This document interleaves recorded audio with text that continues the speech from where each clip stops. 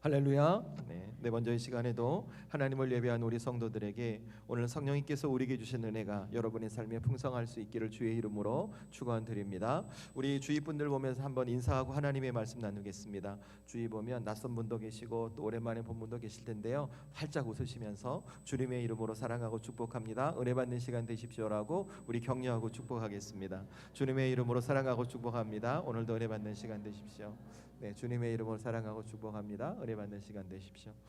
네, 오늘은 성경 시리즈 두 번째 시간이 되겠습니다. 함께 읽으신 말씀 로마서 8장 26절 27절의 말씀을 통해 성령님은 우리의 연약함을 도우시는 하나님이십니다라는 제목의 말씀을 저와 여러분이 나누려 합니다. 저와 여러분은 성령님 말씀실을 시작하면서 이 질문을 갖고 시작했어요. 우리와 함께 성령님은 우리에게 예수님께서 보내주신 성령님은 어떤 분이신가라는 질문을 갖고 저와 여러분이 말씀을 시작했죠. 그래서 지난 말씀을 한번 반추해 보면 저와 여러분은 예수님께서 이 땅에서 사역을 마치시고 부활 승천하신 이후에 약속하신 대로 오순절 성령 강림 사건을 통해서 성령님이 오셨어요. 그리고 그 성령님께서 예수님을 구주로 영접한 우리에게 함께 하시고 내주하시며 지금도 우리 삶에 동행하신다는 말씀을 드렸죠. 여러분, 사실 제가 이 말씀을 먼저 드린 이유가 있어요. 왜냐하면 우리가 성령님을 생각할 때 이 땅에 많은 믿음의 사람들이 성령님에 대한 오해를 한 가지 갖고 있기 때문에 그래요. 그것이 무엇이냐면 여러분, 우리의 삶의 어떤 영적인 체험, 예컨대 방언을 말하거나 특별한 은사를 경험하거나 평소에 경험하지 않는 특별한 영적인 체험이 내게 있을 때만 성령님께서 내게 은혜 주시고 역사하는 것으로 생각하는 것이죠. 그러나 여러분, 절대 그렇지 않습니다. 제가 오순절 성령 강림 사건, 예수님께서 이 땅에 오실 성령님을 말씀해 주셨던 사건, 그 사건을 통해 그렇지 않음을 여러분에게 지난 말씀을 통해 설명해 드렸어요. 그래서 여러분, 성령님은 여러분과 함께 하세요. 그리고 여러분 안에 내주하고 계시고 지금도 역사하고 계십니다. 그래서 그 성령님이 우리와 함께 하신다는 것을 확인할 수 있는 방법이 무엇인가? 성령님이 가장 먼저 하시는 일을 기억하시면 돼요. 성령님께서 우리에게 가장 먼저 주시는 일이 무엇이냐면 저와 여러분이 예수님의 십자가로 구원받아 하나님의 자녀가 되었다는 것, 예수님이 우리의 구주 되신다는 것을 깨닫게 하시는 것이 성령님의 첫 번째 역사예요. 성령님이 우리에게 함께하지 않고서는 우리는 그렇게 할 수가 없어요. 여러분도 오늘 스스로를 잘 생각해 보세요. 여러분이 이렇게 바쁘고 분주한 시간에 세상의 많은 사람들은 이 휴일날 자기의 평안과 안식을 위해서 쉬고 있는데 저와 여러분 하나님 앞에 나와 예배하고 하나님의 말씀을 듣고 예수님을 구주로 고백하며 이 예배자를 지켜갑니다. 우리가 어떻게 이것을 가능하게 할 수 있었을까요? 우리의 힘과 능력으로 되지 않아요. 우리가 예수님을 구주로 영접했을 때 이미 우리 안에 오셔서 우리 안에 내주하고 계시는 성령께서 우리의 마음을 움직이시고 우리의 삶의 방향을 수정해 가시는 거예요. 그래서 여러분이 오늘 이 자리에서 예배하는 것입니다. 그 때문에 사도 바울이 이렇게 말이죠. 고린도전서 12장 3절 가면 바울이 이렇게 말했어요. 누구든지 성령으로 아니하고는 예수님을 주로 말할 수 없다고요. 저는 먼저 이 시간에 우리 사랑하는 성도들이 이미 여러분의 마음과 심령 안에 성령께서 내주하고 영원히 여러분과 함께 하시는 그 하나님 되심을 믿는 그 믿음이 생길 수 있기를 주의 이름으로 축원합니다. 그래서 여러분, 오늘 말씀에는 여러분이 한 가지를 더 아시면 좋을 것 같아요. 우리 성령께서 이미 내 안에 내주하고 이미 여러분과 동행하시잖아요. 그런데 성령께서 우리에게 주시는 은혜가 뭘까? 그 은혜가 뭘까라는 부분을 여러분과 나누려고 해요. 우리 성령께서는 여러분에게 특별한 체험만을 주시는 게 아니에요. 방언을 말하게 하거나 어떤 은사를 경험하게 하거나 우리가 삶에서 누리지 못했던 특별한 능력을 경험케 하시는 것만이 성령님의 능력이 아니에요. 성령님은 우리에게 주시는 특별한 은혜가 있어요. 그게 무엇이냐면 오늘 말씀 로마서 8장 26절의 말씀이에요. 여러분, 이 말씀을 저와 여러분이 한 번 더 읽으면 좋을 것 같습니다. 저와 여러분이 로마서 8장 26절의 말씀을 함께 읽습니다. 시작. 이와 같이 성령도 우리의 연약함을 도우시나니 우리는 마땅히 기도할 바를 알지 못하나 오직 성령이 말할 수 없는 탄식으로 우리를 위하여 친히 간구하시느니라. 아멘. 여러분, 이 말씀 보셨죠? 그냥 이 말씀 가감 없이 여러분이 받아들이시면 돼요. 여러분, 오늘 성령님께서 우리에게 하신 일이 뭐라고 성경이 말하고 있어요? 우리의 연약함을 도우신대요.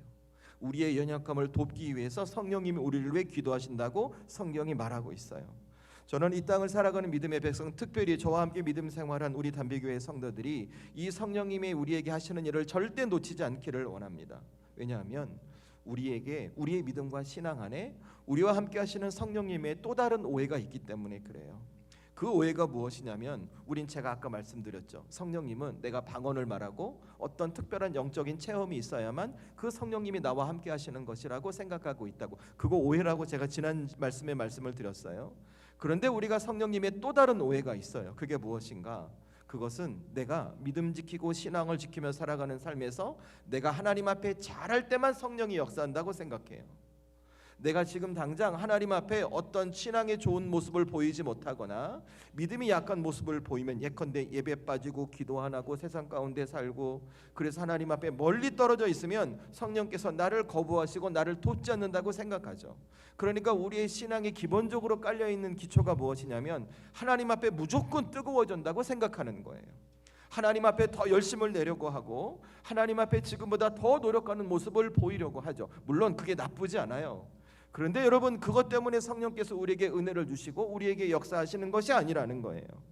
여러분, 오늘 아까 방금 읽으셨던 이 로마서 8장 26절 말씀을 잘 보세요. 성령님이 우리에게 도우시는, 우리에게 하시는 사역은 우리와 함께 하시면서 우리의 연약함을 도우신다고 성경이 분명하게 말하고 있어요.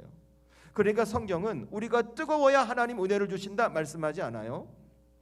성경은 우리가 열심을 내고 우리가 헌신해야 나와 동행하시며 내 삶에 인도하신다 말씀하지 않아요. 오히려 반대로 성경은 우리가 약해져 있을 때, 우리가 어떤 인생의 문제로, 가정의 문제로, 직장의 문제로, 관계의 문제로, 내 삶의 어떤 육신의 질병의 문제로 내가 무너져 있을 때, 그래서 하나님 앞에 온전히 설 수 없을 때, 그때 성령님은 우리를 돕는 하나님이시라고 성경이 말해주고 있는 거예요. 저는 그래서 먼저 이 아침에 우리 사랑하는 성도들이 이 말씀을 통해 여러분의 삶을 비춰보고 여러분이 이 말씀을 다시 하나님의 힘과 능력을 얻는 믿음의 사람이 꼭 되셨으면 좋겠어요. 왜냐하면 저와 여러분 다 약해요. 여기에 강한 분 있으세요? 어쩌면 우리 주변에 이렇게 강해 보이는 분 있으세요? 그런 분 있으실 수 있어요? 그런데 제가 이 목회를 하면서 그런 분들 만나 대화해 보잖아요. 속은 여려요. 얼마나 약한지 몰라요. 그 연약함과 약함을 드러내고 싶지 않으니까 오히려 겉으로 강한 척 건디고 버티고, 그러니까 대화를 해보면 속에 수없이 많은 상처와 오해를 갖고 그냥 그렇게 살아오시는 거예요. 그 왜 그럴까요? 연약한 거예요. 여러분, 이거 아셔야 돼요. 우리에게 믿음이 있어도 연약합니다. 여러분, 우리가 기도해도 연약해요. 우리가 하나님의 말씀을 들어도 연약해요. 그래서 그 연약함 때문에 내가 믿음과 신앙을 갖고 살아가지만 내 삶에 어떤 문제가 생기잖아요. 걱정이 막 밀려와요. 내게 믿음과 신앙이 있어도 어떤 환난이 오잖아요. 믿음과 신앙이 흔들려요. 그래서 그 두려움과 근심, 걱정 때문에 나는 아무것도 알지 못하는 그런 모습을 우리 신앙에서 볼 수 있어요. 그런데 그때 성령께서 어떻게 하신다고요? 여러분의 심령 안에 내주하고 함께 하시는 성령님께서 가만히 계시지 않는다는 거예요. 그것을 이겨낼 수 있는 힘을 우리의 심령에 공급하시고 그 문제를 다르게 분별해 갈 수 있는 하나님의 눈을 우리에게 허락하시고, 그래서 그 하나님 때문에 우리가 새로운 힘과 능력을 얻고 새로운 인생이 되고 하나님의 뜻을 살아내는 복된 인생이 우리가 될 수 있도록 그 성령께서 우리를 도우신다는 거예요. 왜? 오늘 성령님은 우리의 연약함을 돕기 위해 이 땅에 오신 하나님의 영이 되시기 때문에 그렇다는 것입니다. 그 때문에 우리 성도들은 깨달아야 돼요. 성령님의 역사는 내가 온전하고 잘하고 있을 때 주어지는 것만이 아니에요. 성령님의 역사는 내가 주저앉아 있을 때, 내가 다시 일어설 힘이 없을 때, 내가 내 인생을 이끌어가지 못할 때, 내 힘과 능력으로 내 삶의 문제를 어찌하지 못하고 방황했을 때, 바로 그 자리에서 성령님의 역사가 시작된다는 것입니다. 저는 그래서 우리 사랑하는 성도들이 이 말씀을 가슴에 꼭 담으시라는 거예요. 왜? 우린 자꾸 반대로 하려고 하거든요. 성령님은 우리의 연약함을 도우시는 하나님의 영이신데 우리는 그 성령이 하나님 앞에 우리의 연약함을 감추려고 해요. 우리의 부족함을 자꾸 숨기려 해요. 무너지면 도망치려고 해요. 힘들면 괜찮은 척합니다. 그러니까 어떤 모습이냐면 내가 하나님의 은혜를 받기 위해서 자꾸 내가 어떤 내 스스로 정리된 모습으로 하나님께 나가려고 하는 거예요. 아니에요, 여러분, 그거 잘못된 거예요. 그건 하나님의 우리에게 바라시는 모습이 아니에요. 성령께서 우리에게 기대하시는 모습이 아니에요. 우리 성령 하나님께서 진짜 우리에게 바라시는 모습은 오늘 성경을 통해 분명히 말씀해 주십니다. 나는 너희의 연약함을 돕는 하나님의 영이라고. 그러니 우리가 어떻게 해야 돼요? 내가 괜찮아진 다음에, 상황이 풀린 다음에, 현실이 좋아진 다음에 하나님 앞에 나가는 것이 아니라 내가 괜찮지 않은 그 상태 그대로, 내가 아프고 힘들고 괴로운 그 마음 그대로, 내가 어찌할 수 없는 삶의 현실을 그대로 하나님께 나가 하나님의 도우심을 구하는 거예요. 그러면 그때 성령의 역사가 일어나요. 여러분의 마음을, 여러분의 심령을, 여러분의 삶을, 여러분의 눈을, 여러분의 가치를, 여러분의 삶의 방향을 바꾸시는 성령의 역사가 여러분에게 일어날 줄로 믿습니다. 저는 그래서 이 아침에 우리 사랑하는 성도들이 이 로마서의 말장 말씀을 기억하시면서, 아, 성령님은 나의 연약함을 도우시는 하나님의 영이시구나, 이 하나님이 지금도 나와 함께 계시구나, 이것을 믿고 깨닫고 붙들고 살아가는 주님의 자녀가 될 수 있기를 주의 이름으로 축원합니다. 여러분이 사도 바울이 이 은혜를 경험했던 거예요. 여러분, 사도 바울 생각해 보면 강한 사람으로 여겨지죠, 그죠? 아주 강한 사람으로 여겨져요. 아니에요. 성경을 깊이 읽어보면 바울도 연약했던 사람이에요. 사도 바울도 주님의 부르심을 받고 복음을 전하는 십자가 복음의 사명을 감당하지만 그가 걸어가는 인생의 여정을 보잖아요. 얼마나 연약했는지 몰라요. 하나만 확인시켜 드릴게요. 오늘 말씀 표시하세요. 그리고 한 장만 앞으로 가세요. 그리고 로마서 7장 19절 말씀을 보세요. 저와 여러분이 함께 로마서 7장 19절 말씀을 함께 읽도록 하겠습니다. 함께 읽습니다. 시작. 내가 원하는 바 선은 행하지 아니하고 도리어 원하지 아니하는 바 악을 행하는도다. 아멘. 여러분, 이게 사도 바울이 복음을 전하다 자신의 상태를 보고 하나님 앞에 고백하는 거예요. 그러니까 바울은 우리가 경험할 수 없는 특별한 주님의 부르심을 받았어요. 초대교회를 세우고 복음을 전하고 많은 사람들에게 기사와 이적을 베푸는 하나님의 사람으로 보였어요. 그런데 바울의 속이 어땠는 줄 아세요? 오늘 이렇게 말하는 거예요. 나는 정말 하나님 앞에 선을 행하고 싶은데 내 속에 있는 어떤 죄성으로 말미암아 나는 계속 악을 행하는 사람일 수밖에 없다라고 고백하는 거예요. 그러니까 이게 뭐예요? 바울은 자기에게 연약함이 없던 사람이 아니라 자기가 주의 사도로 부름을 받았음에도 자신이 갖고 있던 연약함 때문에 늘 아파하고 괴로워했던 사람이 사도 바울이라는 거예요. 그런데 중요한 것은 바울은 자신의 연약함 때문에 무너진 인생이 되지 않아요. 오히려 자신의 연약함을 극복하고 성령의 도우심에 따라 주님의 뜻을 이루는 사도의 사명을 감당하는 믿음의 역사를 경험하게 됩니다. 그리고 오늘 로마서 8장에서 얘기하는 거예요. 성령님은 우리의 연약함을 도우시는 하나님의 영이라고 고백했던 거예요. 그래서 여러분, 오늘 이 말씀을 통해 우리 성도들이 이 말씀을 깊이 깨달아야 돼요. 저와 여러분은 바울처럼 연약함이 없는 사람이 아니에요. 우리도 매일의 삶 속에서 우리의 연약함을 안고 살아갑니다. 그래서 두려워요. 사람 만나기가 쉽지 않아요. 선뜻 뭘 하기가 어려운 거예요. 그러니까 마음이 약해지잖아요. 그러니까 쉽게 일이 흔들려요. 그 어떤 일이 생겨요? 일어나지 않은 일 때문에 두려움에 빠져요. 그리고 더 중요한 건 내가 믿음의 연수가 오래되었어요. 교회에서 직분을 받았어요. 그런데 정작 나를 보면 내 안에 또 다른 죄성으로 말미암아 나는 넘어지고 그렇게 스스로 아파하는 존재가 바로 나라는 거예요. 하지만 오늘 성경은 우리에게 분명히 말하죠. 우리의 연약함이 우리의 삶을 끝낼 수 없다는 것입니다. 오히려 우리의 연약함이 나를 도우시는 성령님의 은혜를 경험하는 축복의 통로가 될 수 있다는 거예요. 그러니까 여러분, 어떻게 해야 될까요? 이 연약함 숨기지 마세요. 괜찮아요. 부족함 감추지 마세요. 괜찮아요. 있는 그대로 연약함을 들고 그 애타고 애통하는 마음을 갖고 바울이 그랬던 것처럼 하나님께 나가는 거예요.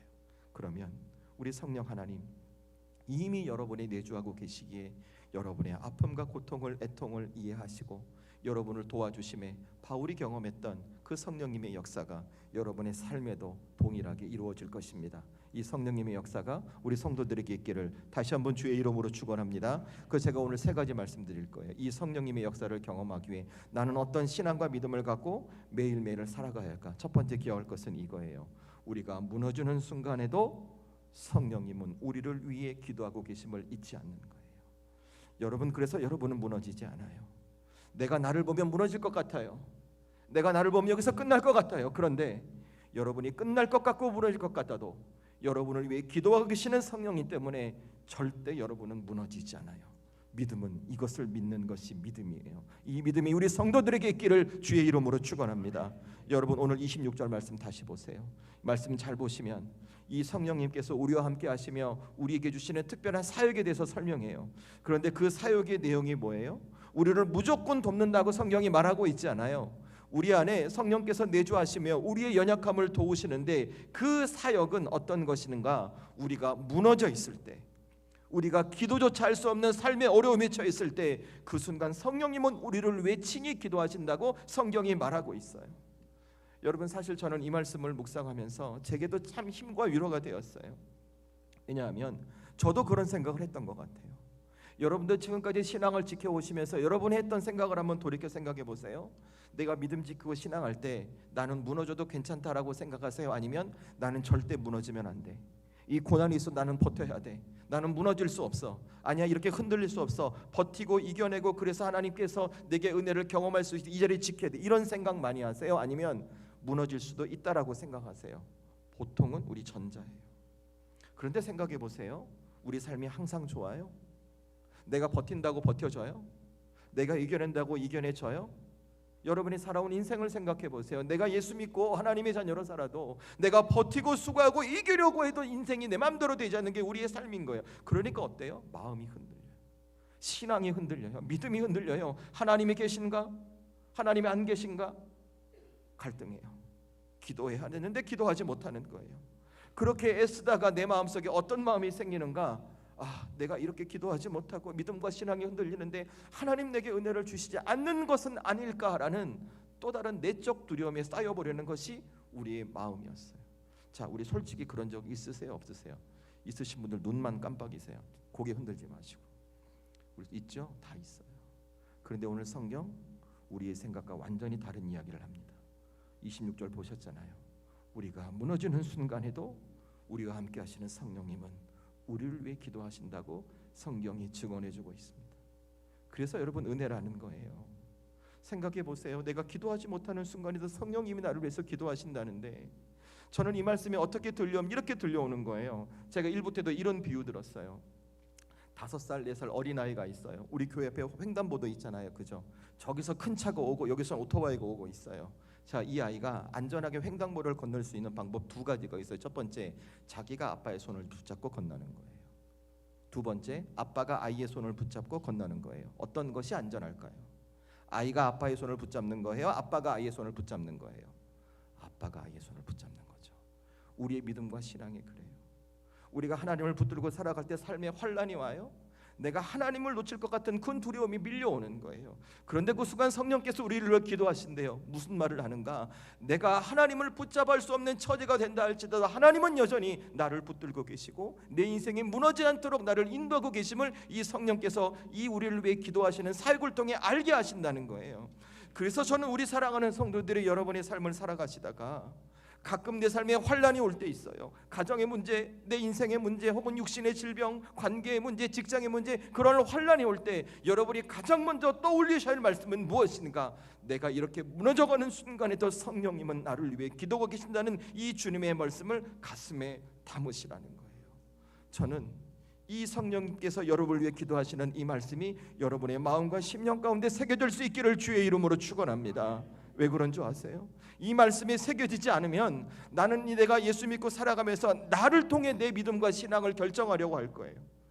내가 기분이 좋잖아요. 내 상태가 좋잖아요. 환경이 좋잖아요. 조건이 좋죠. 잘 되죠. 나는 예수 잘 믿는 거예요. 반대로 환경, 상황, 조건, 현실이 안 좋아요. 그럼 난 예수 잘 못 믿는 거예요. 자꾸 내가 나의 행동과 나의 노력을 가지고 자꾸 내 믿음과 신앙을 평가하려고 그러는 거예요. 그러니까 어떻게 돼요? 신앙이 좋았다 안 좋았다, 좋았다 안 좋았다, 기복이 생기는 거예요. 하지만 여러분, 오늘 성경은 그렇게 말하지 않아요. 너희의 믿음과 신앙은 너희의 행위와 노력으로 평가할 수 없다는 거예요. 너희가 무너진 순간에도 너희를 위해 중보하고 계시는 성령 하나님의 은혜가 있기 때문에 너희는 여전히 하나님의 자녀로 살아갈 수 있음을 오늘 성경이 우리에게 증명해 주고 있는 거예요. 그래서 제가 말씀드린 거예요. 여러분은 절대 무너지지 않아요. 여러분은 실패하지 않아요.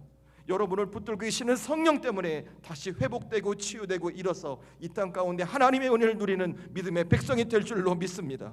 저는 그래서 이 아침에 우리 사랑하는 성도들이 나의 흔들리는 믿음을 보며 낙심하거나 좌절하는 것이 아니라 그 순간에도 나를 위해 기도하시는 성령님을 믿고 그분을 다시 의지하는 믿음의 백성이 될 수 있기를 주의 이름으로 축원합니다. 여러분, 사도 바울이 이걸 경험했어요. 아까 말씀드렸죠. 7장 19절 말씀 보셨잖아요. 주의 사도로 부름받았음에도 여전히 내 속에 있는 그 연약함으로 힘들고 괴로웠던 바울, 그는 너무나 고통스러워했어요. 얼마나 고통스러워한 줄 아세요? 그 아래 7장 22절부터 25절 말씀 보세요. 제가 읽겠습니다. 눈으로 따라오세요. 로마서 7장 22절부터 24절 25절까지 제가 읽습니다.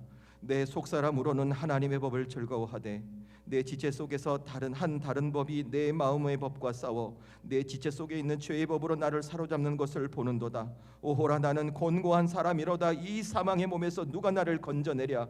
우리 주 예수 그리스도로 말미암아 하나님께 감사하리로다. 그런즉 내 자신이 마음으로 하나님의 법을, 육신으로는 죄의 법을 섬기노라. 아멘. 이게 무슨 얘기일까요? 바울에게 답이 없다는 거예요. 내게 연약함이 있는데, 내가 주의 사도로 부름받고 이 땅을 복음을 전하며 살아가지만 이런 내 안에 연약함이 있는데 내게는 답이 없다는 거예요. 내가 아무리 애쓰고 노력하고 수고해도 이것을 해결할 수 있는 문제가 없다는 거예요. 그래서 이렇게 절규하는 거예요. 내 고통스럽다고. 근데 여러분, 바울이 이 고통의 절규로 인생이 끝나요? 아니잖아요.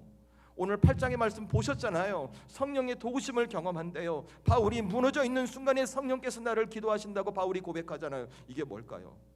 바울이 경험한 거예요. 내가 내 인생을 보면 답이 없는데 성령께서 나를 위해 기도하고 계신다니 이 주님의 역사를 경험하니 내 인생에 답이 생기는 거예요. 길이 생기는 거예요. 여러분의 가정에 길이 생기는 거예요. 여러분의 인생에 답이 생기는 거예요. 여러분이 가려고 하는 삶의 자리에 하나님의 비전이 보이기 시작하는 거예요. 저는 그래서 우리 성도들이 꼭 이 말씀을 가슴에 담으라는 거예요. 여러분, 어쩌면 지금 내가 나를 보면서 이렇게 생각할지도 몰라요.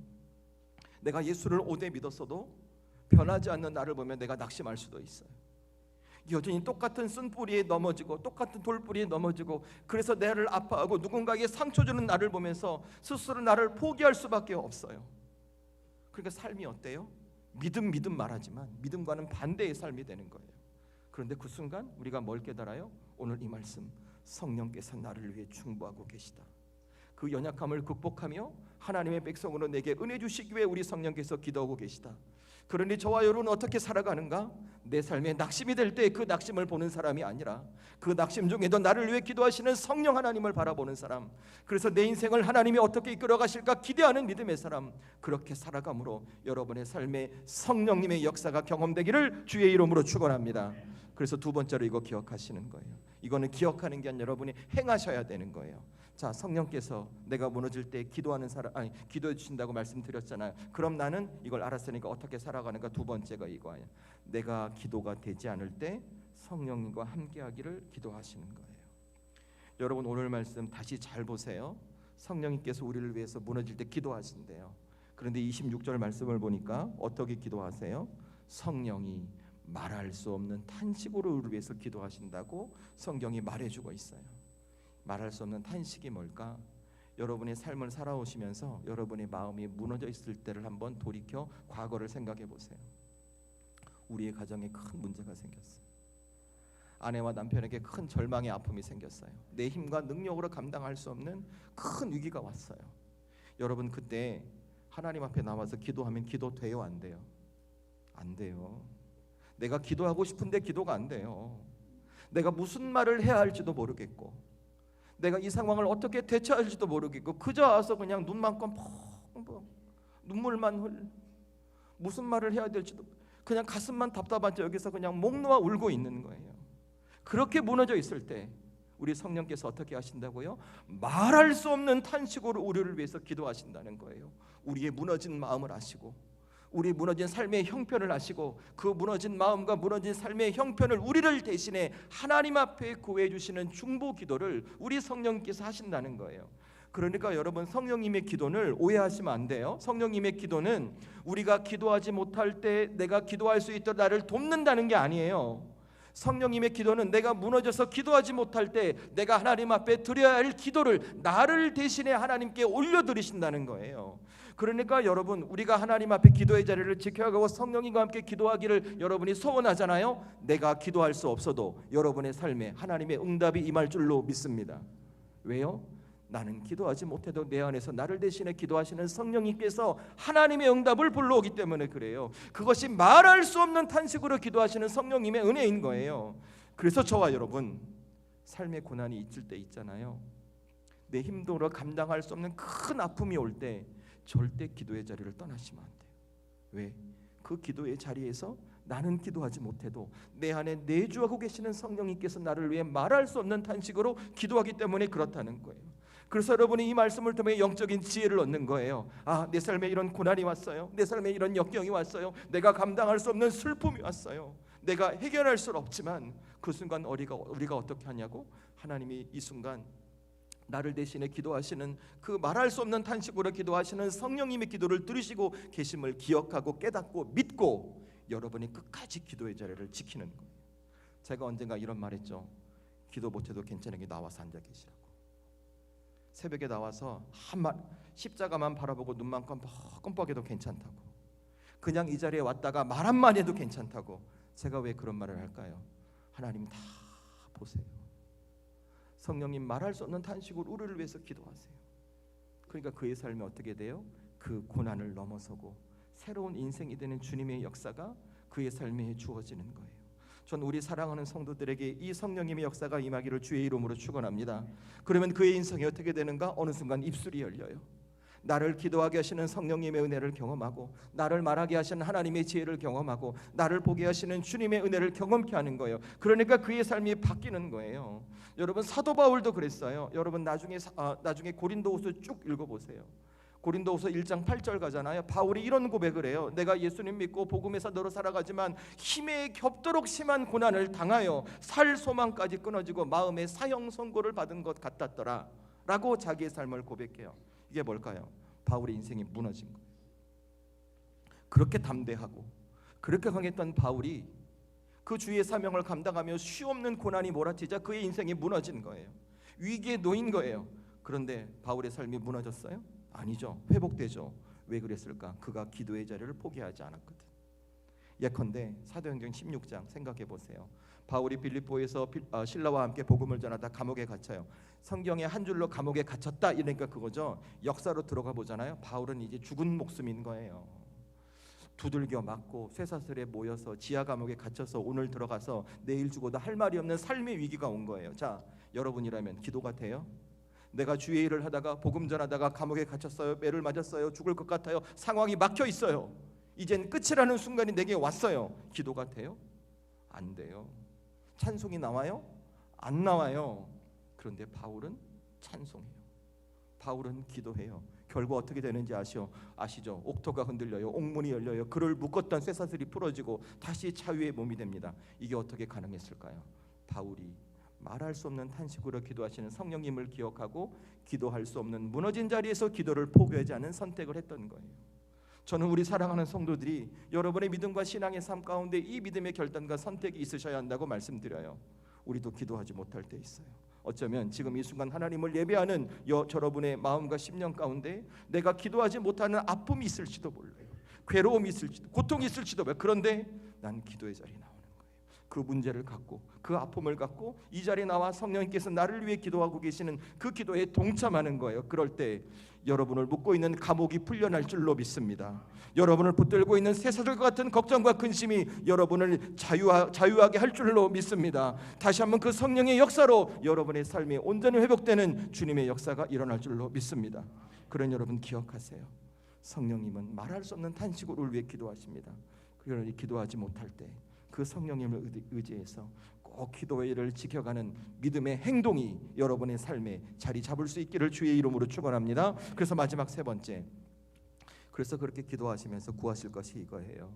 나에게 하나님의 뜻이 이루어지도록 성령님의 도우심을 구하시라는 거예요.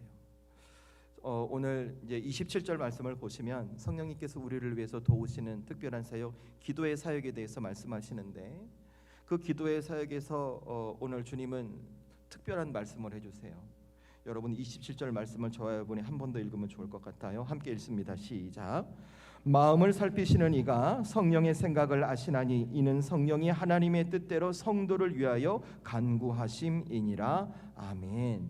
자, 27절 끝을 보면 성령께서 간구하시는데 누구의 뜻대로? 하나님의 뜻대로 간구하신다는 거예요. 그러니까 여러분 이걸 뭘 어떻게 이해하시면 되냐면 우리 성령님께서 우리를 위해서 기도하시는데 우리가 원하고 바라는 것을 이루어주기 위해서 기도하는 것이 아니라 우리 삶에 하나님의 뜻이 이루어지기 위해서 중보하신다고 성경이 말해주고 있는 거예요. 자, 그러면 성령님이 왜 그렇게 기도하실까?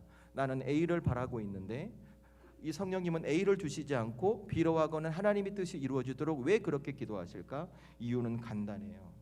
하나님의 사람들에게 가장 좋은 것은 하나님의 사람들이 바라는 것이 아니라 하나님 것이 가장 좋은 것이기 때문에 그래요.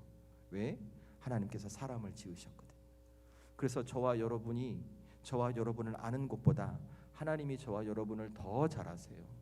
우리의 인생에 뭐가 필요한지, 우리의 합당한 시기가 언제인지. 그래서 때로는 고난도 주시고 역경도 주시고 그것을 이겨낼 수 있는 은혜도 주시고, 그래서 결국 우리의 삶에 하나님의 은혜로 채워질 수 있도록 우리 삶을 인도해 가시는 거예요. 그런데 문제가 한 가지죠. 어떤 문제? 우리가 하나님 앞에 나갈 때마다 하나님의 뜻이 내게 이루어지기보다 지금 내 삶의 어떤 상황만이, 어떤 현실만이 바꾸어지길 바라고 기대하는 거예요. 그러니까 우리 기도 잘 보세요. 하나님, 우리 아들이 이런 문제 있어요. 하나님, 우리 딸이 이런 아픔이 있어요. 우리 남편이, 우리 아내가, 우리 가정이, 우리 교회가 그 상황 속에서 문제 해결해 주세요. 이거 바꿔 주세요. 주세요. 이렇게만 기도해요. 저는 그것이 나쁘다고 말하는 게 아니에요. 여러분 그렇게 하셔도 돼요. 기도는 우리의 몫이에요. 응답은 하나님의 몫인 거예요. 하나님의 자녀가 하나님의 백성에게 구하는 게 뭐가 잘못됐겠어요? 단 이것을 전제해야 되는 거죠. 내 삶에 내가 바라는 응답이 주어지기보다 하나님의 응답이 가장 좋은 것임을 믿고 여러분이 기도하시는 거예요. 그것을 인정하시는 거죠. 왜? 여러분, 내게 좋은 거라고 생각했을 때 내게 주어지면 항상 좋아요? 아니요, 안 좋을 때도 많아요. 하나님 안에 있으면 내게 안 좋은 것도 좋은 것으로 바뀌어요. 그러니까 하나님은 어떤 분이냐면 나의 안 좋은 상황도 좋은 것으로 바꿀 수 있는 하나님의 일하심인 거예요. 그래서 우리를 연단하신다고 성경이 말하는 거죠. 그러니까 우리가 가질 신앙의 태도가 무엇이냐면, 우리 성령님께서 우리를 위해서 기도하실 때 우리의 소원을 위해서 기도하는 것이 아니라 하나님의 뜻이 온전히 이루어지도록 기도하심을 기억하고, 나도 하나님 앞에 기도함에 여러분의 문제를 고백하지만 거기서 멈춰지지 않고 기도가 한 걸음 더 나가는 거예요. 하나님, 제 삶에 이런 아픔이 있어요. 하나님, 저 직장 주세요. 하나님, 저 누구 만나게 해주세요. 하나님, 저 우리 청년들이 있으니까 하나님, 저 진학하게 해주세요 라고 기도할 수 있어요. 그런데 거기서 한 걸음 더 나가는 거예요. 그런데 그 과정에서 하나님의 뜻이 뭔지 알게 해주세요 라고 기도하는 믿음의 사람이 되시라는 거예요. 그러면 우리에게 고난은 고난이 아니에요. 우리에게 역경은 역경이 아니에요. 고난과 역경을 넘어서게 하는 하나님의 뜻을 이루는 축복의 통로가 우리에게 임하는 거예요. 여러분, 바울의 삶이 그랬어요. 나중에 여러분 고린도후서 12장 가잖아요. 바울이 이런 고백을 해요. 자신의 육체에 가시가 있었대요. 그래서 주님 앞에 이 육체의 가시를 제거해 달라고 3번이나 기도하고 아주 간절히 부르짖었대요. 그런데 하나님 그 순간 뭐라고 응답해 주셨냐면, 네 은혜가 내게 족하다. 네가 약한데 강해짐이라 라는 주님의 음성을 들려주세요. 그 말을 듣고 바울이 깨달아요. 그리고 나중에 뭐라고 얘기하냐면, 약할 때 강함이라. 약할 때 강함 되신 주님을 경험합니다. 여러분, 이거 잘 생각해 보세요. 바울에게 육체에 가시가 있어요. 바울의 입장에서는 아픔이죠, 괴로움이죠, 연약함이죠, 그죠? 그게 없어져야 되겠죠. 그런데 하나님의 뜻 안에서는 바울의 약함이, 바울의 가시가, 바울의 고통이 약할 때 강함 되게 하시는 주님의 역사를 불러오는 거예요. 그러면 그 가시가 바울의 삶의 축복이에요, 저주예요? 축복이죠. 그러니까 어때요? 그 고난도 하나님의 뜻 안에서 해결해 가는 거예요. 성령님이 우리를 위해 그렇게 기도하시는 거예요. 여러분이 그 기도에 동참하시라는 거예요. 내 문제, 내 걱정, 내 근심만 하나님 앞에 내려놓을 것이 아니라 이 내 문제, 걱정, 근심 앞에 하나님의 뜻이 이루어지도록 그것을 해석해가고 다시 삶에 적용하고 그 고난도 내 삶의 축복으로 불러올 수 있는 성령님의 사역에 여러분이 동참하시라는 거예요. 저는 그래서 이 시간에 우리 살아가는 성도들이 하나님 앞에 그냥 기도하는 분들이 아니라 그 하나님의 뜻에 함께 동참하도록 기도의 자리를 지켜가는 우리 성도들이 될 수 있기를 주의 이름으로 축원합니다. 여러분, 기도하실 때마다 하나님의 뜻이 내게 이루어지기를 기도하십시오. 여러분이 기도하실 때마다 하나님의 인도하심이 내게 이루어지기를 기도하십시오. 그래야 여러분이 지금 처해 있는 아픔도 고난도 역경도 아픔과 고난과 역경으로 끝나지 않아요. 아픔과 역경과 고난을 넘어서는 그 주님의 역사하심과 일하심, 그래서 이 땅을 새로운 믿음의 자녀로 살아가고 은혜 받는 그 귀한 역사가 여러분의 삶에 임하게 되는 거예요. 여러분, 그 주님은 오늘 이 순간에도 여러분과 함께 내주하시면 오늘 이 말씀 붙들고 여러분이 변화되길 기대하고 기다리고 계십니다. 그러니 저는 우리 성도들이 이 말씀을 기억하며 다시 하나님 앞에 결단하셨으면 좋겠어요. 나는 어떻게 살아갈 것인가? 나는 이 땅의 삶이 어떤 역경과 고난인데 어떻게 살아갈 것인가? 다시 오늘 이 말씀을 붙드는 거죠. 아, 성령님은 나의 연약함을 도우시는 하나님이시구나. 내가 무너져 있을 때 말할 수 없는 탄식으로 나를 위해 기도하시는구나. 이 고난과 역경도 하나님의 뜻 안에서 해결해 갈 수 있도록 나를 지키시고 계시는구나 라는 이 말씀을 여러분의 가슴에 다시 새기고 여러분도 기도하시는 겁니다. 성령님, 저를 기도하게 하여 주옵소서. 성령님, 이 문제 앞에 포기하지 않게 하여 주옵소서. 성령님, 이 문제 속에서도 저를 향한 하나님의 뜻을 찾는 믿음의 자녀가 되게 하여 주옵소서. 여러분이 이렇게 기도할 때 오늘 성경에서 약속하신 우리의 연약함을 도우시는 성령의 하나님의 은혜는 여러분의 삶에 이 땅을 떠나 천국 가는 그날까지 영원히 임하고 함께할 것입니다. 우리 사랑하는 성도들의 삶에 이 놀라운 성령님의 은혜와 역사가 함께할 수 있기를 주의 이름으로 축원드립니다. 우리 시간 기도하십시다. 오늘 주신 말씀을 기억하며 분명히 이 시간에 여러분이 감당할 수 없는 어떤 아픔과 문제를 갖고 있는 분이 계실 것 같아요. 내가 감당할 수 없어서 오랫동안 내 가슴, 내 심령 한 곳에 깊이 묻어주고 들춰보지 않은 분이 있으신 것 같아요. 그런데 오늘 우리 이 말씀 붙듭시다. 나의 연약함을 도우시는 성령님이 지금도 나와 함께 계시고 나를 위해 중보하신다는 믿음을 갖고 하나님, 이제 성령님과 기도하겠습니다. 제게 힘 주시고 능력 주셔서 제 인생을 변화시켜 가십시오라고 우리 그렇게 기도하십시다. 기도하시기 전에 우리 하나님 앞에 이 찬양합시다. 왕이신 나의 하나님, 우리 간절히 하나님을 사모하며 그 성령께서 우리의 마음과 심령을 바꾸시고 삶을 바꾸실 수 있도록 은혜를 사모하십시다. 우리 함께 찬양합니다.